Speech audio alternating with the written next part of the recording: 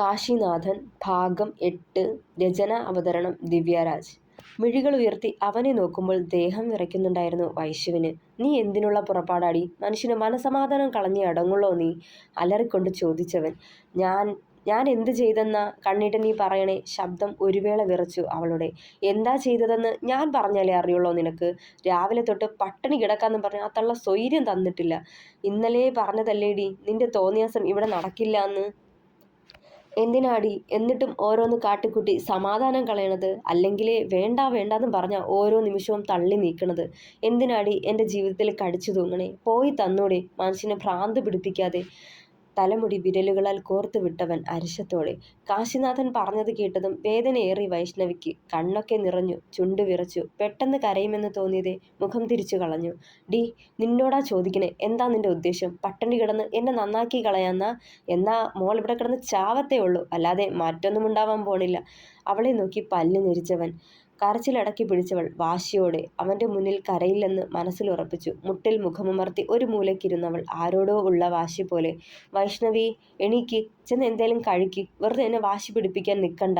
അവൾക്കരികിലേക്ക് നടന്നുകൊണ്ട് പറഞ്ഞിരുന്നവൻ ആ ഇരിപ്പ് തന്നെ തുടർന്നതല്ലാതെ മുഖമുയർത്തി നോക്കിയത് കൂടിയില്ല.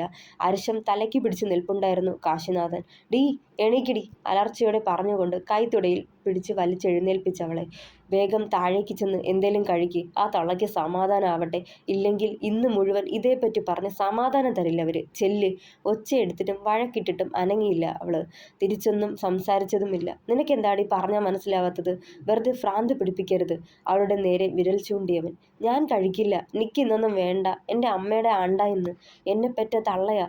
എനിക്ക് ജീവനുണ്ടായത് അവരീന്നാ. വർഷത്തിലൊരിക്കൽ അവരുടെ ആത്മശാന്തിക്ക് വേണ്ടിയുള്ള കർമ്മത്തിന് പോവാൻ പറ്റിയില്ലെങ്കിൽ മോളാന്ന് പറഞ്ഞ് ഞാൻ എന്തിനാ ജീവിക്കണേ? ചത്ത് കളയണത് തന്നെ നല്ലത്. സ്വയം തലയ്ക്ക് കയ്യും താങ്ങി കട്ടിലിരുന്നവൻ. ഒരു നിമിഷം അവൾ പറഞ്ഞത് വന്നുകൊണ്ടത് അവൻ്റെ നെഞ്ചിലാണ്. ഈ കാട്ടിക്കൂട്ടണതൊന്നും അവളോടുള്ള വെറുപ്പല്ല, കരുതൽ കൊണ്ടാണ്. ഈ നശിച്ച ജീവിതത്തിൽ നിന്ന് അവളെങ്കിലും രക്ഷപ്പെടട്ടെ എന്ന് കരുതിയിട്ടാണ്. അച്ചമ്മയുടെ വാശിക്ക് മുന്നിൽ തോറ്റു കൊടുക്കരുതായിരുന്നു. അതല്ലേ അവള് കൂടി ഇന്ന് വേദനപ്പെടേണ്ടി വരണത്. കാശിനാഥൻ്റെ പ്രണയം എന്നും വൈഷ്ണവി തന്നെയാണ്. ആ സത്യം എൻ്റെ ഉള്ളിൽ തന്നെ നിലനിൽക്കട്ടെ, ആരും അറിയണ്ട. 15 വയസ്സ് തൊട്ട് നെഞ്ചിൽ കൊണ്ട് നടക്കാൻ തുടങ്ങിയതാണവളെ. അവളോട് പറയാതെയും അവൾ അറിയാതെയും പോയ തൻ്റെ പ്രണയം. കൂടെ കളിച്ച് വളർന്നവൾ എപ്പോൾ മുതലാ ഈ കാശിനാഥൻ്റെ പ്രാണനായതെന്ന് പറയാനറിയില്ല. ബാംഗ്ലൂരിൽ ഒറ്റപ്പെട്ട ജീവിതത്തിൽ മറ്റെന്തിനേക്കാളും തന്നെ നോവിച്ചത് ഇവളുടെ കൂട്ടില്ലാതായതാണ്. പഠിപ്പൊക്കെ കഴിഞ്ഞ് നല്ല നിലയിലെത്തുമ്പോൾ എൻ്റെ പെണ്ണിനെ സ്വന്തമാക്കണമെന്ന് തന്നെയാ കൊതിച്ചിരുന്നത്. പക്ഷേ അതിനു മുന്നേ എന്നെ തകർത്ത സംഭവങ്ങളാ ജീവിതത്തിൽ അരങ്ങേറിയത്. അതൊക്കെ അറിയുമ്പോൾ നീ എന്നെ വെറുക്കും വൈശു. എന്നെ മനസ്സിലാക്കാൻ കൂടി കൂട്ടാക്കില്ല. ഞാൻ പറയുന്നത് ഇന്ന് വരെ ആരും വിശ്വസിച്ചിട്ടില്ല.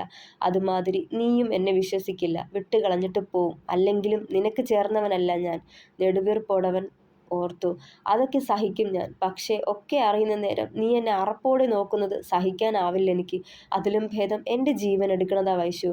ഞാൻ നിന്നോട് അടുപ്പം കാട്ടാതാവുമ്പോൾ നീയായിട്ട് തന്നെ ജീവിതത്തിൽ നിന്ന് പടിയിറങ്ങുമെന്നാ കരുതിയത്. പക്ഷേ എന്നെ സ്നേഹിക്കുവാ നീ ചെയ്തത്. അതാടി എന്നെ കൂടുതൽ ഭയപ്പെടുത്തുന്നതും. ഒന്നും വേണ്ട എനിക്ക്. എന്നെ വിട്ടിട്ട് പോയാൽ മതി.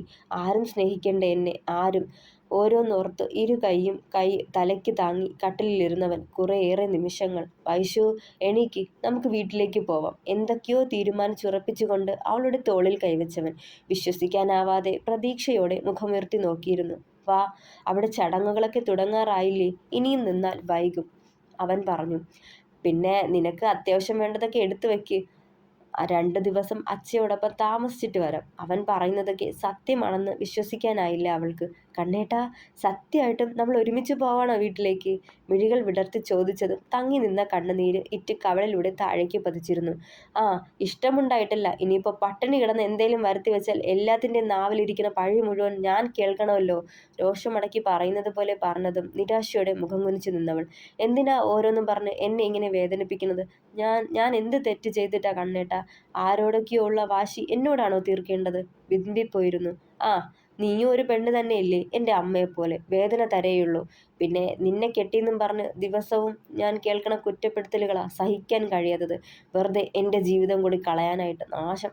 അല്ലേലും നിന്നെപ്പോലൊരുത്തെ ഞാൻ എങ്ങനെയാടി സ്നേഹിക്കുക? അച്ഛമ്മയുടെ വാക്കും കേട്ട് ഈ വിവാഹത്തിന് സമ്മതിച്ചത് എന്ത് കണ്ടിട്ടാന്ന് ആർക്കാ അറിയാം? സദാ കുടിച്ചു നടക്കണ ഞാനങ്ങ് പെട്ടെന്ന് ചത്തുപോവാണേലും ഈ കാണുന്നതൊക്കെ എൻ്റെ ഭാര്യയായ നിനക്ക് കിട്ടില്ലേ? എൻ്റെ മരണശേഷം ഒക്കെ കൈക്കലാക്കി ഇഷ്ടമുള്ളവനോടൊപ്പം പൊറുക്കാമല്ലോ അല്ലേ? നെഞ്ചി പിടയുന്ന വേദനയോടെയാണ് അവനത് പറഞ്ഞത്. ഈ കുത്തുവാക്കുകൾ കേട്ടിട്ടെങ്കിലും തന്നെ വിട്ടു പോകുന്നെങ്കിൽ പൊയ്ക്കോട്ടെ എന്ന് കരുതി. ഹൃദയം പറഞ്ഞു പോകുന്നത് പോലെ വേദനിച്ചു വൈശുവിന്. ഇങ്ങനെയൊക്കെയാണ് കണ്ണേട്ടൻ തന്നെക്കുറിച്ച് കരുതിയിരിക്കുന്നത്. അപ്പം പിന്നെ ഇന്നലെ രാത്രിയിൽ തന്നെ ചേർത്ത് പിടിച്ചതും ഉമ്മ വച്ചതുമൊക്കെ എന്തിനാ? ചില നേരത്തെങ്കിലും തന്നെ ഇഷ്ടപ്പെടുന്ന പോലെ സംസാരിച്ചതെന്തിനാ? നിർവികാരതയോടെ ഓർത്തവൾ. തിരിച്ചൊരു മറുപടി പറയാൻ പോലും കഴിയാതെ മനസ്സ് ശൂന്യമായിപ്പോയി വൈശുവിൻ്റെ. അനുസരണയില്ലാതെ ഒഴുകിയിറങ്ങിയ കണ്ണുകൾ തുടച്ചു നീക്കിയവൾ. ഇനിയും എന്നെക്കൊണ്ട് പ്രസംഗിപ്പിക്കാൻ നിൽക്കാതെ ഇറങ്ങി വരുന്നുണ്ടോ നീ? അലർച്ചയോടെ ചോദിച്ച ശേഷം താഴേക്ക് നടന്നവൻ വാശിയോടെ കണ്ണുകൾ തുടച്ചുകൊണ്ട് കയ്യിൽ കിട്ടിയതൊക്കെ ചെറിയ ബാഗിലേക്ക് കുത്തിനിറച്ചു. വേണ്ടതൊക്കെ എടുത്തോന്നു കൂടി അറിയില്ല, നോക്കാനും തോന്നിയില്ല. വേഗം താഴേക്ക് നടന്നു. ഹാളിൽ എല്ലാവരും നിപ്പുണ്ടായിരുന്നു. കരഞ്ഞു കലങ്ങിയ കണ്ണുകളോടെ ബാഗ് മുറുകെ പിടിച്ച് പടികൾ ഇറങ്ങി വരുന്നവളെ കണ്ടത് സാവിത്രിയുടെ മുഖം ഒന്ന് തിളങ്ങി. കാശി അവളെ തിരിച്ചു ആകുമെന്ന് ചിന്തിച്ചാകണം പുച്ഛത്തോടെ അവളെ നോക്കി ചിരിച്ചത്. മോളെ, നീ പോവാണോ? അതിശയത്തോടെ ശാരദാമ്മ അവൾക്കരികിലേക്ക് ഓടിയെത്തി. രണ്ടീസം കഴിഞ്ഞേ വരുള്ളൂ ടീച്ചറമ്മേ. മെല്ലെ ഒന്ന് പുഞ്ചിരിക്കാൻ ശ്രമിച്ചവൾ. അത് കേട്ടതും സാവിത്രിയുടെ മുഖം വീണ്ടും മങ്ങി. വേഗം വരുന്നുണ്ടോ നീ? പുറത്തുനിന്ന് ഉച്ചത്തിൽ വിളിച്ചു കൂവി കാശിനാഥൻ. സാവിത്രി ഒഴികെ മറ്റുള്ളവരെ ഒന്ന് നോക്കിയിട്ട് പുറത്തേക്ക് നടന്നവൾ. മുറ്റത്തെത്തിയപ്പോഴേക്കും ബൈക്ക് സ്റ്റാർട്ടാക്കി അവൾക്കരികിലേക്ക് എത്തിയിരുന്നവൻ. ഒത്തിരി സന്തോഷം തോന്നി അവൾക്ക്. ഒരിക്കലും കരുതിയതല്ല ഇന്നത്തെ ദിവസം കണ്ണേട്ടനൊപ്പം വീട്ടിലേക്ക് ചെന്ന് കയറാൻ പറ്റുമെന്ന്. ഇന്ന് പോവാതിരുന്നാൽ ഒരുപക്ഷെ തനിക്കൊരിക്കലും സമാധാനം കിട്ടില്ലായിരുന്നു അവളോർത്തു. വീടിന് മുറ്റത്ത് ബൈക്ക് കൊണ്ട് ചെന്ന് നിർത്തുമ്പോൾ ഉമ്മറത്ത് നിന്ന് 4-5 തലകൾ പുറത്തേക്ക് നീണ്ടിരുന്നു. എല്ലാം അച്ഛൻ്റെയും അമ്മയുടെയും ബന്ധുക്കൾ തന്നെയാണ്. ബാഗുമായി അകത്തേക്ക് കയറാൻ വലിയ ജാള്യത തോന്നി. ഇത്രയും വൈകിയതിൽ അവരൊക്കെ എന്ത് കരുതുമോ ആവോ? കാശിനാഥനെ ഒന്ന് നോക്കിയവൾ ഗൗരവത്തോടെ അവൾക്കൊപ്പം നടക്കുന്നുണ്ട്. ഈശ്വരാ, ഈ മുതലിനെ ഇവിടെ വരെ കൊണ്ടെത്തിക്കാൻ ഞാൻ പെട്ട പാട് അതാർക്കെങ്കിലും അറിയോ? ഞാനേ അറിയണുള്ളൂ. ഒന്ന് നെടുവീർപ്പിട്ടു. അത് കേട്ട പോലെ കാശിനാഥൻ അവളെ ഒന്ന് നോക്കി പിരികമുയർത്തിക്കൊണ്ട് എന്തെന്ന് ചോദിക്കുന്ന പോലെ. കണ്ണ് ചിമ്മി കാട്ടിയേയുള്ളൂ അവളും. ഒന്ന് ചിരിച്ചാലെന്താ? മുത്തു പൊഴിയോ? വെറുതെ മസിലും പിടിച്ച് നടക്കുക. അപ്പച്ചിയോടോ അമ്മാവനോടോ സംസാരിക്കാണ്ടിരുന്നാൽ പറയും വൈശുവിൻ്റെ ഭർത്താവിന് അഹങ്കാരമാണെന്ന്. വെറുതെ എന്നെ കൂടി കേൾപ്പിക്കാനായിട്ട്. പിറുപിറുത്തതാണ് ഉച്ചത്തിലായിപ്പോയെന്ന് ആ രൂക്ഷമായ നോട്ടം കണ്ടതും മനസ്സിലായി വൈശു. ആ മക്കളെ, ഒരു പൊടിക്ക് വൈകിയല്ലേ? സാരല്ല, എല്ലാരും വരണേയുള്ളൂ. ഞങ്ങൾ വന്നത് ആരോ പറഞ്ഞറിഞ്ഞിട്ടാവും. പിന്നാമ്പുറത്തു നിന്ന് അച്ഛൻ ഓടിക്കിതച്ചെത്തിയത്. എൻ്റെ കയ്യിൽ നിന്നും ബാഗും വാങ്ങിയെടുത്തു. മോനിരിക്ക്, ഞങ്ങൾ വരാം. എന്നെയും ചേർത്ത് പിടിച്ച് അച്ഛൻ അകത്തേക്ക് നടന്നു. വലിയ സന്തോഷമായിരുന്നു ആ മുഖത്ത്. അവളുടെ മനസ്സിലുണ്ടായിരുന്ന നോവുകൾ പോലും അച്ഛൻ്റെ ആ നിറഞ്ഞ പുഞ്ചിരിക്ക് മുന്നിൽ മറന്നു വൈഷ്ണവി. ഇന്നലെ വരാൻ പറഞ്ഞതല്ലേ മോളെ നിന്നോട്? മോൻ ഇന്നലെ രാത്രി വന്നിരുന്നു. കുറച്ചു നേരം ഇവിടെ ഇരുന്നിട്ടാ പോയത്. അച്ഛൻ അത് പറയുമ്പോൾ ഏത് മോനാന്ന് ചിന്തിക്കുകയായിരുന്നു വൈഷ്ണവി. രാത്രി ആയോണ്ട് മോളെ കൂട്ടിയില്ല എന്നാ പറഞ്ഞത്. അച്ഛൻ ആരുടെ കാര്യ പറയണത്? കണ്ണേട്ടൻ്റെ ആണോ?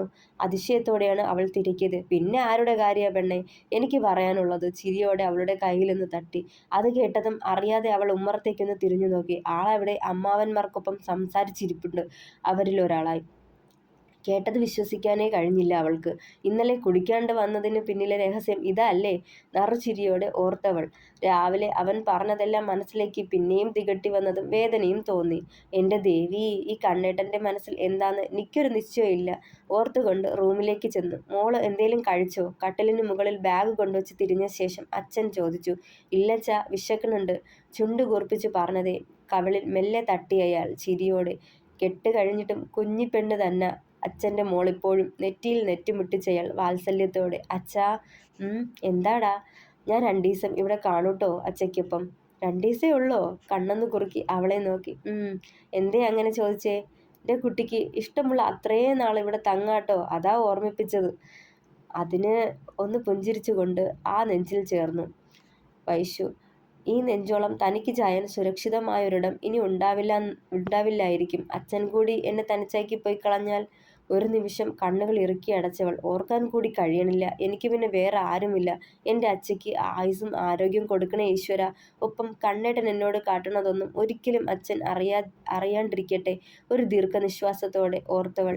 എൻ്റെ മോള് കണ്ണനെ വിളിച്ചോണ്ട് വന്നേക്ക്. ഉപ്പുമാവ് ഉണ്ടാക്കി വെച്ചിട്ടുണ്ട്. എനിക്ക് തോന്നി എൻ്റെ മോളൊന്നും കഴിക്കാണ്ടാവും വരണതെന്ന് ചിരിയോടെ പറഞ്ഞുകൊണ്ട് അച്ഛൻ പുറത്തേക്ക് നടന്നു.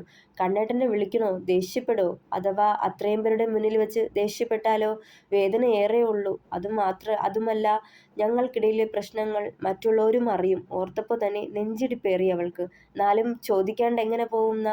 അച്ഛൻ ചോദിക്കുമ്പോൾ എന്തു പറയും? മെല്ലെ ഉമ്മറത്തേക്ക് നടന്നു. നല്ല ഭയം തോന്നി അവൾക്ക്. എല്ലാവരുമായി ഇതിനോടകം ലോഹ്യത്തിലായ പോലെയായി കണ്ണേട്ടൻ്റെ പെരുമാറ്റം. ഇത്ര നല്ലതായിട്ട് മറ്റുള്ളവരോട് ഇടപെടുന്ന ആളാണോ വീട്ടിൽ വന്ന് കാടത്തം കാട്ടണതെന്ന് ഓർത്തു. എന്താ വൈശുവേ അവിടെ തന്നെ നിന്ന് കളഞ്ഞത്? ഇങ്ങോട്ട് വാ മോളെ. വല്യമ്മാവനാണ് അപ്പച്ചിയുടെ ഭർത്താവ്.